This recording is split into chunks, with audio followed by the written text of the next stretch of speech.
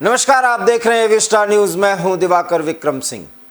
महाराष्ट्र में अब किसकी होगी सरकार, ये आप उत्सुक होंगे जानने के लिए, लेकिन उससे भी ज़्यादा कि महाराष्ट्र का बॉस कौन है या कौन होगा, ये भी आपके दिलो दिमाग में उत्सुकता का एक बड़ा कारण होगी।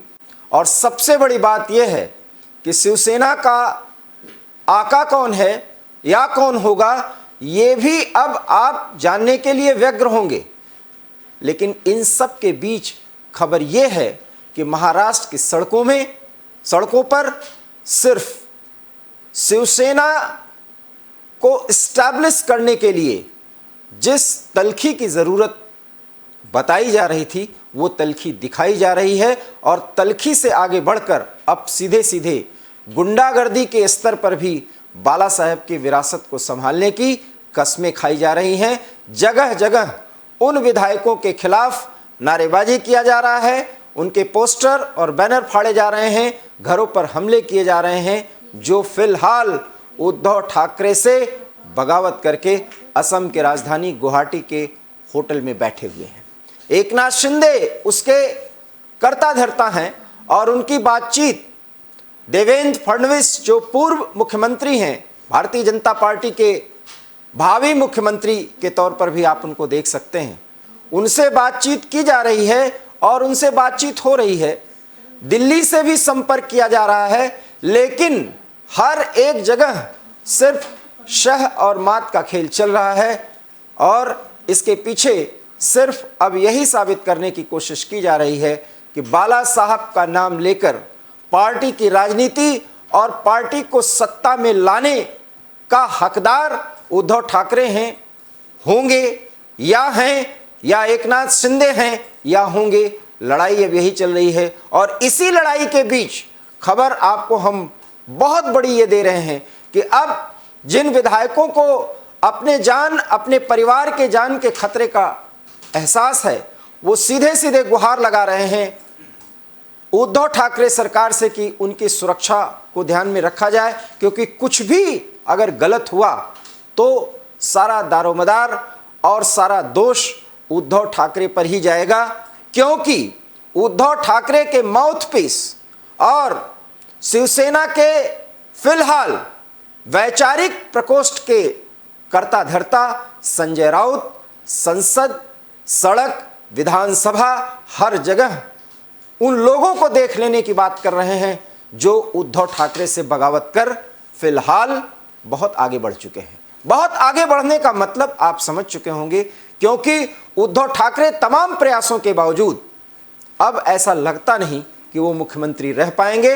हालांकि वो पार्टी कार्यकारिणी की बैठक करने के बाद विधायकों के खिलाफ पार्टी के नियम के तहत कार्रवाई भी कर रहे हैं और उन विधायकों के खिलाफ कार्रवाई की जा रही है जिनको लगता है कि किसी भी कीमत पर मनाया ही नहीं जा सकता, और उनके खिलाफ अभी भी सॉफ्ट कॉर्नर रखा जा रहा है जिनको ऐसा लगता है कि अगर वो मुंबई वापस लौटे तो उन्हें मना लिया जाएगा। और भारतीय जनता पार्टी को और साथ ही साथ शिवसेना, एकनाथ शिंदे गुट, सीधी सी बात है, जिसको अभी कोई नाम नहीं मिला, हम ये नाम दे रहे हैं, उसका दावा, और वो ये समझ रहे हैं कि अगर वो महाराष्ट्र की राजधानी मुंबई लौटें तो फिर जल्दी में कोई सरकार बनाई जाए या कोई ऐसी प्रक्रिया शुरू हो जिसमें खरीद फरोख्त के चांस ही न रहें, मान मनोबल के चांस न रहें। इसलिए अब भी गुवाहाटी उन विद्रोहियों का, उन बगावती विधायकों का जहां जमावड़ा लगा हुआ है, वो केंद्र बना हुआ है, क्योंकि गुवाहाटी उनके हिसाब से सेफेस्ट प्लेस है। हालांकि गुजरात अभी भी दूसरा केंद्र बन रहा है जब कोई बड़ी बात या बड़ी डील होने की कोई संभावना दिखती है, जिसमें ऐसा बताया जा रहा है कि देवेंद्र फडणवीस से एकनाथ शिंदे की मुलाकात गुजरात में ही हुई है। लेकिन क्या कुछ तय हुआ है ये स्पष्ट नहीं हो पाया है, कयासों का दौर चल रहा है। अब हम आपको ग्राफिक्स के जरिए दिखाते हैं कि शिवसेना में हो क्या रहा है, और सबसे बड़ा सवाल है कि शिवसेना में बॉस कौन है। अब इस पर नजर रखिए। राष्ट्रपति शासन लगेगा या मिलेगा कोई एक नया गठबंधन? ये एक सवाल है, एक बड़ा प्रश्न है। कुर्सी बचाने के लिए उद्धव के अगले कदम का इंतजार है, इस पर भी महाराष्ट्र सहित पूरे देश की नजर है। इसके अतिरिक्त जिस पर नजर है वो हम आपको बता रहे हैं। बागी विधायक ठहराए जाएंगे अयोग्य या बढ़ेगी उद्धव ठाकरे की परेशानी? ये भी एक अहम सवाल है। जो भी सवाल और शंकाएं आपके मन में उठ रही हैं हम उनको दिखा रहे हैं। अलग पार्टी बनाएंगे शिंदे या शिवसेना के सिंबल के लिए फाइट करेंगे? ये भी एक बड़ा सवाल है।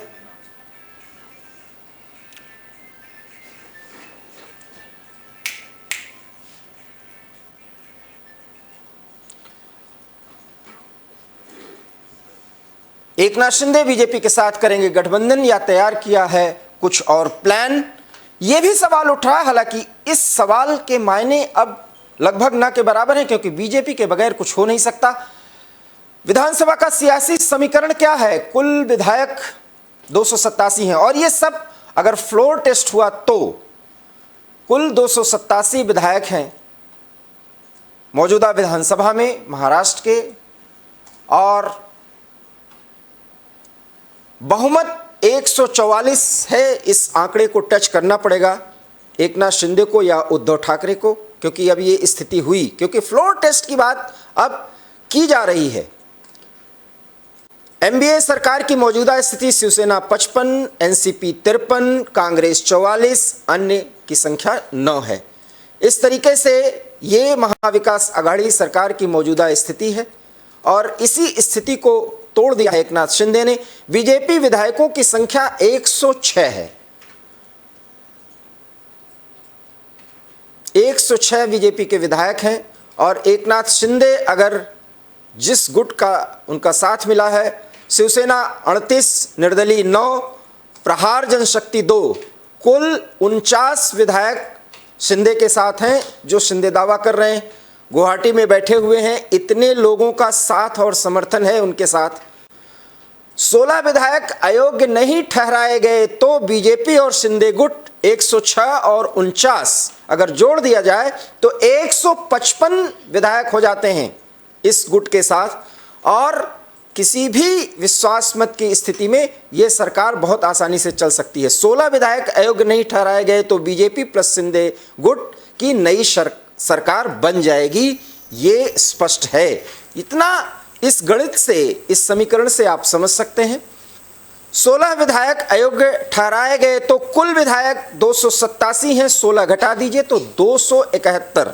ये 271 फिर बचेंगे अगर ये अयोग्य ठहरा दिए गए। बहुमत का आंकड़ा 136 हो जाएगा। उस स्थिति में सिर्फ 136 बहुमत का आंकड़ा होगा, और जब 136 बहुमत का आंकड़ा होगा तो फिर क्या स्थिति बनेगी? बीजेपी और शिंदे गुट 106 और 49, और उसमें 16 अगर हम घटा दें तो 139, मतलब 3 विधायक फिर भी ज्यादा बीजेपी और शिंदे चाहें तो अयोग्य ठहराए जाने के बाद भी वो सरकार बना सकते हैं। ये सवाल होगा कि कौन बनेगा मुख्यमंत्री, ये तो आने वाला समय बताएगा कि शिंदे या भारतीय जनता पार्टी का। ये एक स्थिति है। हालांकि मुंबई में स्थितियां पल पल बदल रही हैं। पहली संभावना बच सकती है उद्धव सरकार। महाराष्ट्र में ये सियासी संभावनाएं हैं। एकनाथ शिंदे वापस उद्धव के पास आ सकते हैं अगर आते हैं। ये एक कयास है। अगर मान लीजिए ऐसा होता है तो उद्धव ठाकरे की सरकार बच जाएगी। बच सकती है उद्धव ठाकरे की सरकार। शिंदे को बेहतर विभाग मिलेगा, बेहतर पोजीशन मिलेगा, ये मान मनोबल किया जा सकता है। हालांकि इसकी संभावनाएं बहुत कम है, क्योंकि शिंदे और उद्धव के बीच तकरार बढ़ती जा रही है। शिंदे समर्थकों को मनचाहा मंत्री पद दिया जा सकता है, और सबसे बड़ी बात कि शिवसेना के लोगों की बात ज्यादा सुनी जा सकती है। हिंदुत्व और राष्ट्रवाद के मुद्दे पर उद्धव ठाकरे को भी बोलना पड़ेगा। ये संभावनाएं हैं। एकनाथ शिंदे 37 विधायक नहीं जुटा पाते तो ये दूसरी संभावनाओं पर हम चर्चा कर रहे हैं। अगर 37 विधायक नहीं जुटा पाते, जैसा कि अब ऐसा लगने लगा है कि ये किया जा सकता है, तो दल बदल कानून लागू हो जाएगा, और इस तरीके से शिंदे एक बहुत ही बुरी स्थिति में फंस सकते हैं जहां तक उनके राजनीतिक करियर का सवाल है। एनडीए सरकार अर्थात महाविकास आघाड़ी की सरकार उस स्थिति में बच जाएगी और उद्धव ठाकरे को फिर मुख्यमंत्री के तौर पर महाराष्ट्र की जनता देख पाएगी। ये हम दूसरी संभावना पर बात कर रहे हैं। और तीसरी संभावना है राष्ट्रपति शासन। सीएम उद्धव विधानसभा भंग करने की सिफारिश करें। ये अब तीसरी संभावना पर हम आपसे बात कर रहे हैं कि अगर वो ऐसी सिफारिश करते हैं तो फ्लोर टेस्ट से पहले विधानसभा भंग करने की सिफारिश कर सकते हैं, जिसकी भी संभावना बहुत कम है, लेकिन संभावनाओं पर हम चर्चा कर रहे हैं, इसलिए हम आपसे ये बातें कर रहे हैं।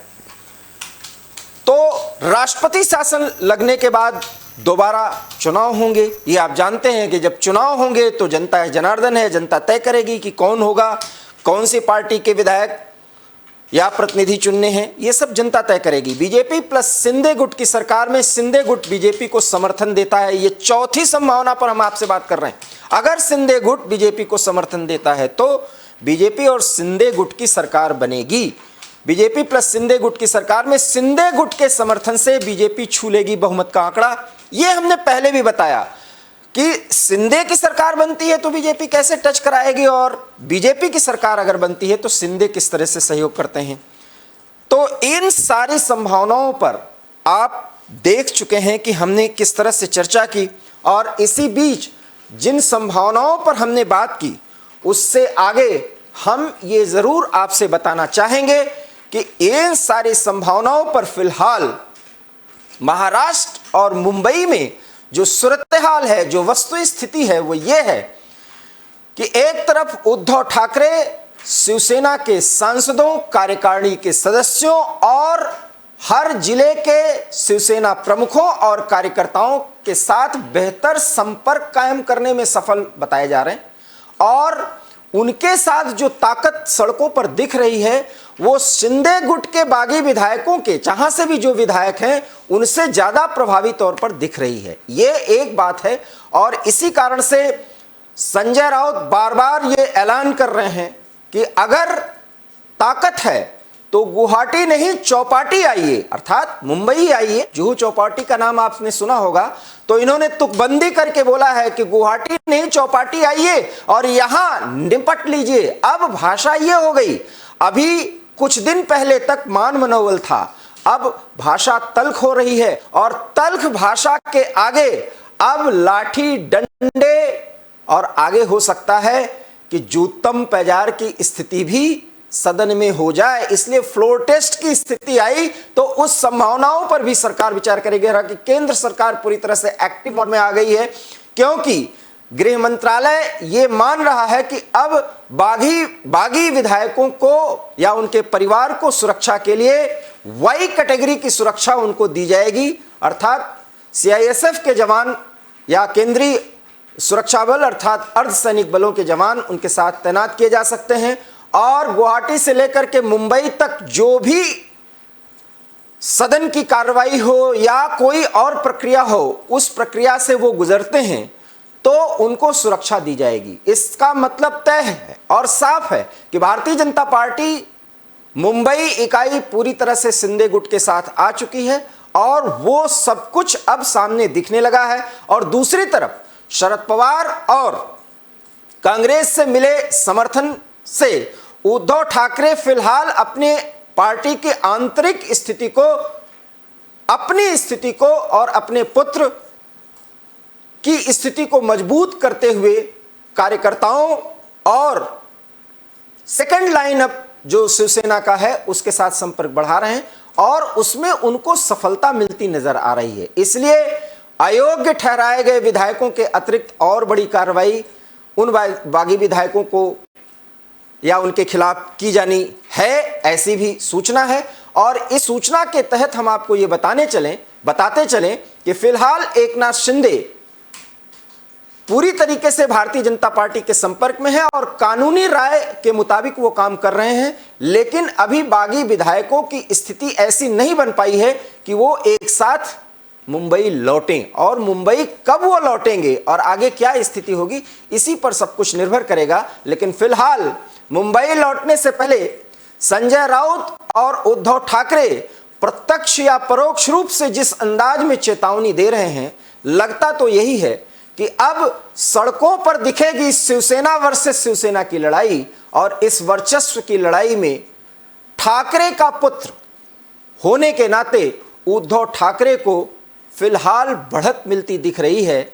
ऐसे में शिंदे गुट भारतीय जनता पार्टी के रहमो करम पर